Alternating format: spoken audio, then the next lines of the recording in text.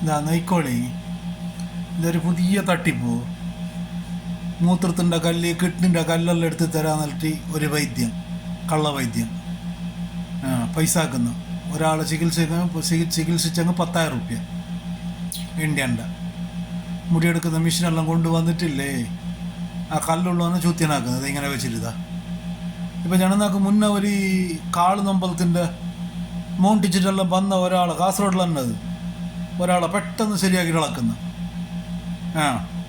ഒരു കോള് വെച്ചിട്ടാകുമ്പോൾ പെട്ടെന്ന് ശരിയാണ് അറിഞ്ഞാ.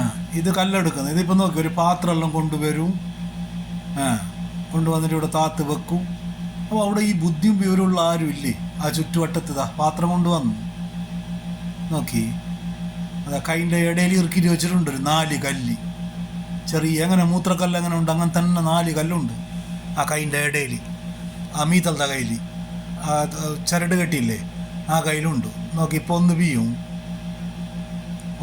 എല്ലാ ഇടയിൽ ഇറക്കും.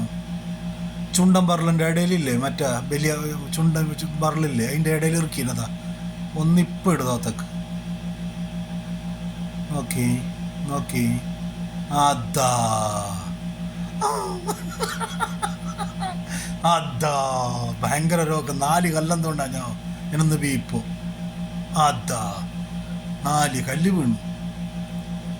4-5 ഉണ്ടല്ലേ. കല്ലവിടെ തന്നെ ഉണ്ട് അവൻ്റെ ബാറ്റിൽ. എന്നിട്ട് ഈ കല്ല് കാണുമ്പോൾ അവൻ്റെ ബാറ്റിലുള്ള കല്ലിനെ മറന്നാവും.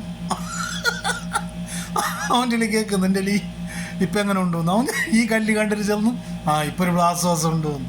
എന്നിട്ട് ചെന്നിട്ട് ഈ പച്ചക്കറി മാത്രം കഴിച്ചങ്ങ് മതി. എങ്ങനത്തെ കണ്ടറാ കുട്ടിയെന്നറിയോ.